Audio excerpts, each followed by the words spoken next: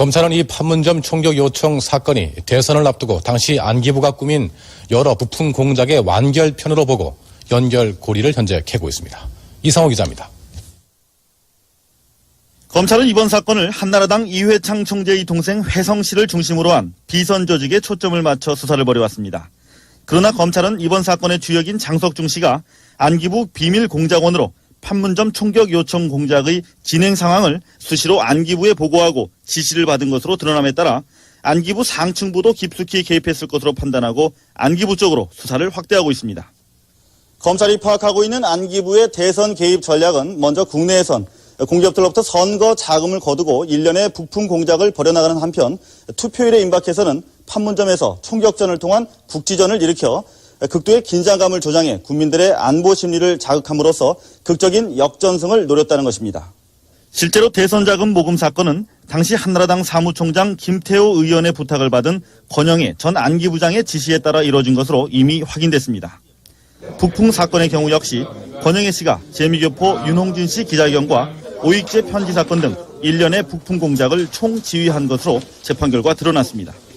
그리고 이번 판문점 총격 요청 사건은 대선 3, 4일 전 남북 간의 긴장을 극도로 조장해 여당인 한나라당 이회창 후보의 승리를 굳히려는 북풍 사건의 완결편이라는 것입니다.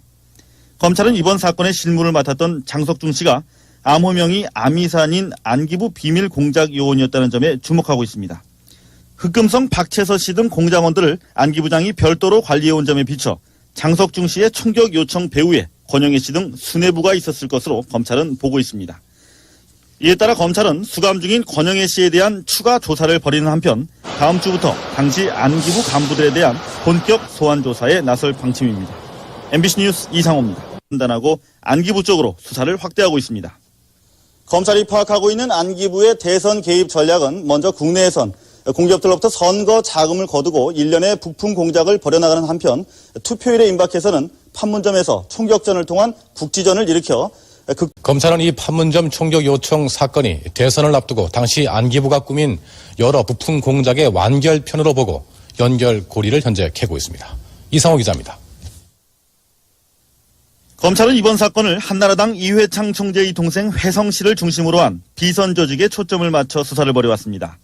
그러나 검찰은 이번 사건의 주역인 장석중 씨가 안기부 비밀 공작원으로 판문점 총격 요청 공작의 진행 상황을 수시로 안기부에 보고하고 지시를 받은 것으로 드러남에 따라 안기부 상층부도 깊숙이 개입했을 것으로 판단 역시 권영애 씨가 재미교포 윤홍진 씨 기자회견과 오익재 편지 사건 등 일련의 부품 공작을 총지휘한 것으로 재판 결과 드러났습니다.